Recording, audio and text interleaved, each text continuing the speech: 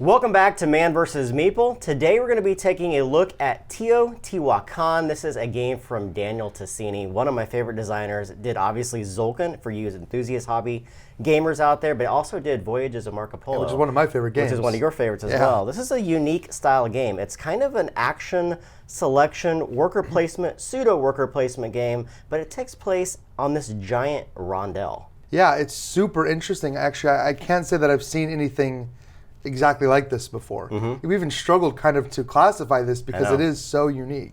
What you're trying to do is build this ancient Mesoamerica temple in the center of the board. However, like any good Tasini game, this is a complete point salad. There's a variety of different ways to score victory points in this game.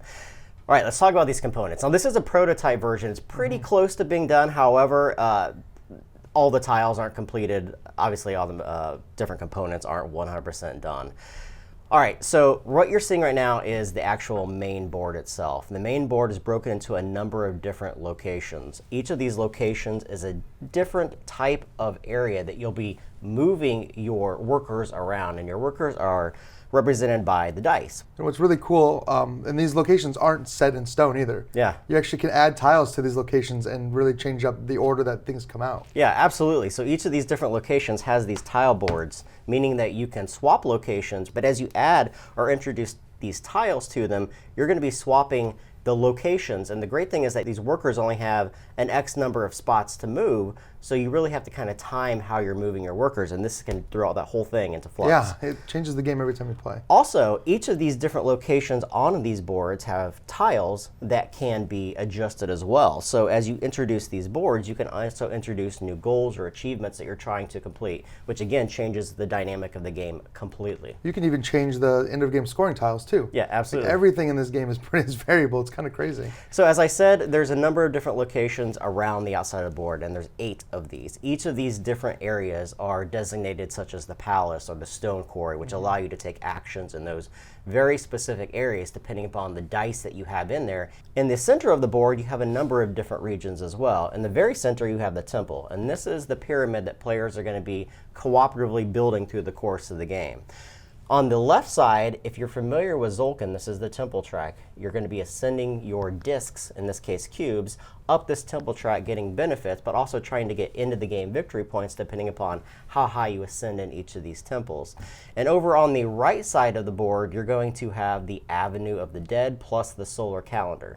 The Avenue of the Dead is another one of those locations which you're trying to progress up to gain benefits through the course of the game, and the calendar is going to mark the round structure within the game. You're going to play this game over 3 specific rounds. At the end of each of these 3 rounds, you're going to score victory points. And within the calendar itself, you're going to have the Ascension Wheel. You're going to be ascending your dice or leveling up your pips. We'll talk about that in just a moment, but everyone's going to place one of their dice into this location with the 3 pips showing on it. All right, so that's the board itself. Let's talk about the actual other components that you're going to be grabbing through the course of the game. Yeah, I mean, this is a resource management game for sure. So in addition to your dice and your workers, you're going to be collecting cacao or cocoa, as I think we call it here. You're going to be collecting cocoa, which powers your movement, powers your workers. Is actually probably the most important resource in the game. Right. As well as your gold, stone, and wood, which again, you're going to grab those resources from certain action spots and then use them later. And since this is a rondel, you're moving in a circle. If you move past that resource spot, it's difficult to get back and get those resources again. So you really have to carefully manage those. You're also going to have a number of temple tiles. You're going to start with some temple tiles already pre-built into the game randomly. Also, you're going to have a number of discovery tiles. These are placed face down off to the side of the board, and some of these discovery tiles will be placed into very specific locations which you can acquire and use at any time during your turn. You can acquire these and say, I want to use this right now, or save it up for a later turn. Yeah, and this is also where the set collection aspect of the game comes in, because you're going to have masks mixed in with those discovery tiles that really, they can earn you a ton of points. For you players that love Tzolk'in, there's also 4 of these starting tiles that would be dealt out to each one of the different players, and you're going to pick 2 of these. These are going to show what you are specifically starting with, either positioning on the temple, an X number of resources, even where you're going to place your workers in one of the 8 different tracks around the outside of the board. So it's up to you to kind of tailor the very beginning of your game by picking one of these or 2 of these specific tiles. Yeah, I mean, I was talking earlier about the variability, and this is just another instance. You're not going to start even any 2 games the same, so your strategy is going to be different too every time. So we have a 4-player game setup, as we said, and what we've done is we've already picked our 2 starting tiles, and we've placed all of our dice, our workers, around in these locations that show on the bottom of them. Now, you're not allowed to start with 2 dice in the same location, so you're going to have to spread them around right at the start of the game. Also, all of your dice are going to start as a level 1 unless something on your tile allows you to level up that particular dice at that point, or that worker at that point. So the game structure itself is actually really simple. As I said, you're going to play 3 rounds within the game, but within a round there are numerous different turns, and it's completely controlled by the players themselves. You're going to go around the board taking an action, and on that turn you're allowed to take one of 2 different main actions. One is to actually take one of your workers and move them up to 3 spots in a clockwise fashion. So you can take any one of your workers and go 1, 2, 3, or 1 or 1, 2, and drop that worker into that location. The other option you have on your turn, instead of moving one of your workers up to 3 spaces clockwise, you can simply pass and unlock all of your workers. Several of these locations around the board have locked locations with a key on them, meaning that when you place your worker on that tile, you can either take a main action, which we'll talk about in a moment, or you can lock your worker in and take a special action of that tile. Yeah, one of the things I love about this game is your multi-use locations. Yeah. Because basically every time you go to a location, there's up to 3 things you can do, right? Yeah. You can take the action that's printed on the tile. Yep. You can lock your die in and worship and take a special action. Or you can just pass basically and collect more cocoa. Yeah, so let's talk about each of those individually. First, let's talk about just collecting cocoa. You're going to need cocoa for just about anything that you do in this game. When you land your dice into a very specific location, the first thing you're going to do is you're going to count how many dice are in that before you get there. So if I want to use this guy and move him into this location, I can first, or let's say we go 1, 2 and move him into this location. I'm first going to count how many other players' dice are in this location. Unique. They can't be the same players. So in this case, I have 2, which means I'm going to collect 2 cocoa plus 1 just natively for the action. So you want to drop your workers into locations where there's a variety of other players there. You're going to collect that much cocoa and just simply put it into your bank. Yeah, but the flip side of that is if you take the action, you have to actually pay that much cocoa as well. So you have to balance that really well. Yeah, so let's talk about the second action that you can take. The second action is to worship. You're going to see locations around the board in very specific areas. So we have one here on the gold collection board, we have one over here on the stone collection board, we have one here in the palace, and we have one here and here where you can actually lock your workers into these locations. When you lock your worker into your location, the first thing you're going to notice is a top and a bottom to those areas on them. Now this is completely different from the main action of the board itself. When you look at this, you can either take the top or take the tile for free for simply taking that lot and locking your worker in. When you take the top action, that simply denotes that you're going to move up on that track within the temple, gaining the benefit of the location under it. So in this case, if the red player stopped here, they would get to move up 1 on the blue, which means they get any resource of their choice. And these are tracks you're going to be trying to ascend to gain numerous different abilities or resources throughout the course of the game. And more variable tiles. And more variable tiles. Anytime, it's a great point, anytime you get to any of these locations that have tiles, these are all face up. The first player to get to these is going to be able to search and take that onto their side of the board. Again, these are discovery tiles. Some of these discovery tiles do have resource costs too, so you will have to pay for some of them, some you won't have to pay for. The other option is you simply take the tile itself. In this case, pay 1 cocoa to gain 3 resources of my choice. Or you can take both of the actions by simply paying 1 extra cocoa. In that case, I get to move up blue, and the red player would also be able to collect this, paying a 2nd cocoa. You can also kick people out of these locations. So if the purple was in here, I could pay 1 cocoa to boot them, take 1 cocoa to take both actions, and pay 1 cocoa to get this. So if you haven't noticed, we weren't kidding when we say that cocoa is an important resource. It's incredibly important. You're spending it all the time. Yeah. The third action that you could possibly take is to actually take the action of the board itself. You want to talk about that? Yeah, I mean, every action space on this board is different. But what's neat is you're going to power those abilities up based on how many dice you already have there. So once I move there once as a red die, I look and see the number of pips, kind of like in Marco Polo. So a little bit of cribbing the market from there. The number of pips and the number of dice, and you figure out exactly what you're going to get. According to the lowest dice there, According to the lowest dice. So if I bring in, a dice that's a 3 and a 1, I'm still getting the 1 column, but the 2 row, which is better. Yeah. So you'll see 1, 2, or 3 dice, and a lot of these have that ability to come in with 1, 2, or 3 dice, and it makes your action better or cheaper or some variation. And then you're either leveling up 1 or 2 dice. So if I took this action, I could turn my 1 into a 2 or my 3 into a 4. Yep. So anytime you see these locations on the board where it has these little wheels, that means you're allowed to level up one of your dice, and that's simply ticking up your dice. The other thing we need to make very clear is that anytime you take the action of the board itself, such as collecting gold or being able to collect wood or stone or the other locations we'll talk about as well, you have to pay cocoa equal to the number of other dice there from other dice, other even dice, yourself. even yourself. So if you come in here, you have to pay the cocoa just to take that better action. Yep. You do not have to pay for anyone who is locked to any of the warship spots.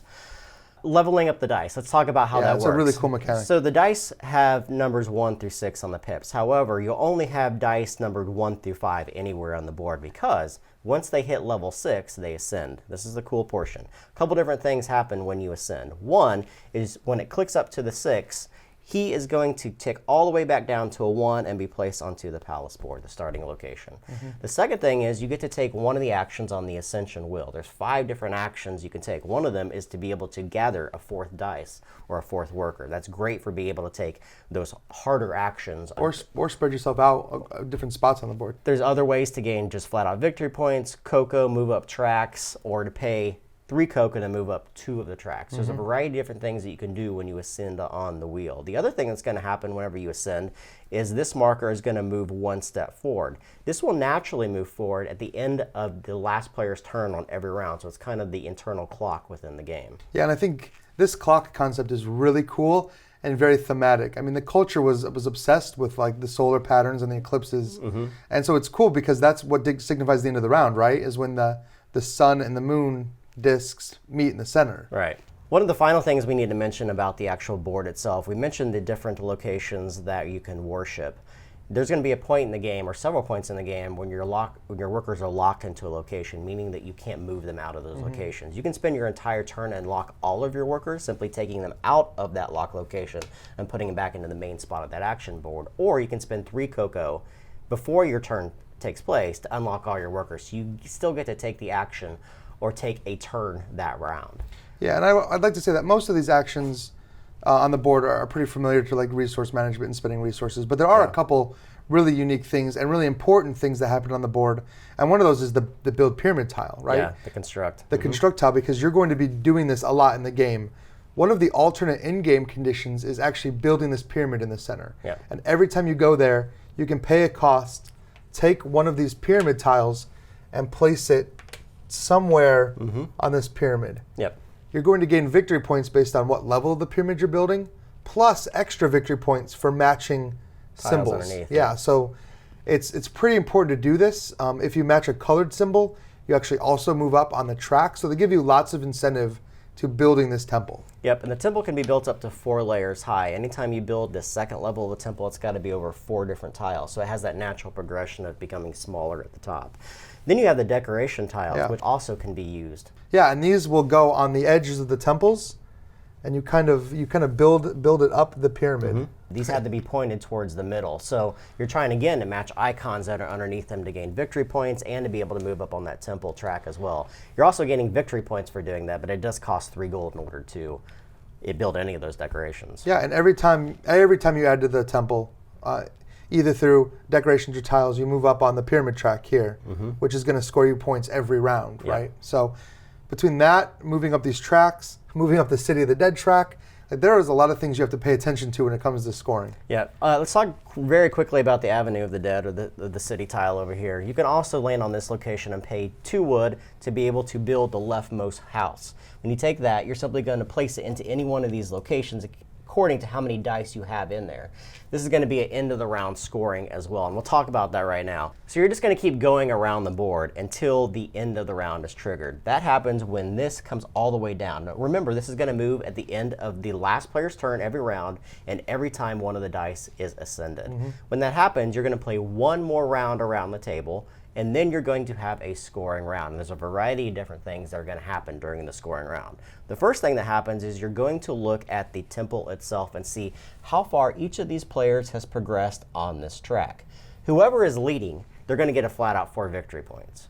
The second thing that happens is according to whatever round that you're in at that time. If it's the first round, it's a 4 multiplier. If it's the second round, it's a 3 multiplier. And if it's the third and final round, it's a 2 multiplier. You're going to multiply that number times how many steps they've made on that track. So in this case, purple is 6 spaces on this track. So it's 6 times 4, so 24 points. Everybody is then going to start all the way back at the very beginning once you calculate all those points. Yeah, they really incentivize you to hit that pyramid early. Yes. Because it's much harder to build the pyramid in the early rounds, and so you're really rewarded for that. The second thing that's going to happen is you're going to get victory points for progressing on the Avenue of the Dead. Now, depending on how many of these huts have been placed on this side of the board, you're going to look at the number that has been revealed here, times how far up you have progressed on this, so to speak, ladder. And that is 4 times 4 in this case, so that's another 16 points. The cool thing about this is that this track never moves back down. But the points that you get do progress slower. So as the avenue gets built through the course of the game, the residual points you're going to get less. The balancing act there is really cool because every time you come here, you move up on that track, and every time you take your dice up to a 6, you move up on that track. That's right. But also, you have to keep taking those houses off the scoring. So if you race yourself up to the top of the track, you're also lowering the amount of multiplier that your points are worth. So you kind of have to find a good balance there. The last thing you're going to score victory points are the masks. And this is the set collection portion of the game. You're going to score these every single round. They're going to stay in front of you. If you have 1 mask, it's simply worth 1 victory point every round. If you have 7 masks, it's worth 28 points every round. Every round. And you don't lose those. And you do not lose those either. Yeah, so you're going to be trying to collect masks at the various different locations through the course of the game as well. I learned from experience that don't ignore that because it's a lot of points towards the end of the game. So you're going to play that 3 rounds in a row until the very end of the game. Now, as we said, there's 2 ways the game can end, at the end of the 3rd round, or if the pyramid has its 4th structure built. As we mentioned throughout, there's a variety of different ways to score victory points. This is a complete point salad game. We'll get right into the review. I love point salad games. Oh, yeah, I do too. There's so many different ways to score points. You can score points from building the pyramid. You can score victory points from doing discovery tiles. You can score victory points from the Avenue of the Dead. You can score victory points from just about everything, even the tracks here, these locations. You'll see these icons for victory points just about everywhere. Yeah, I mean, literally almost everything you do in this game can earn you victory points, which is cool because there isn't really one strategy, I think, that is completely dominant. You're going to get a lot of points for building your pyramids early. You're going to get a lot of points for building the City of the Dead early. You're going to get a lot of points later in the game for collecting your masks. So you kind of want to switch up your strategies a little bit, try to maximize those points every round, which is a complete puzzle, trying to maximize those points. I mean, there's a lot of math that you can apply to this game, and that's fun. I know for a lot of people, trying to math out where you're going to get those most points is a lot of fun. And I'm one of those people. Yeah. I'm just not as good at it as you are, for sure. Well, I mean, this is the kind of game that speaks to me. I love variability in games. I like a game that I can play 6 times and still not see all the different variables within it. And that's just on this base game. By playing this base game, you are actually adjusting your strategy according to what other players are doing and what the dice they have in those locations. Because everything that you do feeds into the cocoa. You have to have those resources. If you don't have those resources, you're going to be stuck wasting turns collecting resources when you want to take advantage of specific actions and locations, and you can't because you don't have the cocoa to power those things. I love that about it. You have to plan ahead. You have to plan ahead in this game. Also, I love the workers. Like, the workers are such a simple concept by using the dice themselves. Now, some people may be like, that's not a worker placement game. It is kind of a worker placement game. By you using this rondelle, you are using these workers in very specific locations, and you are limited by their movement. You can't just traverse the entire board anytime you wish. You are limited to moving 3 spots, meaning that you are planning 2-3 turns in advance to be able to have workers land in very specific locations at very specific times to gain the benefits of these specific locations. Yeah, I mean, it's super unique, and I've never seen anything quite like this, or been faced with a puzzle quite like this, because if you want to activate the highest abilities, you have to have all 3 dice there. But if you have all 3 dice there, and then it turns out, oh, I need wood, then you have to spend 2 turns just getting one of those dice over to the wood.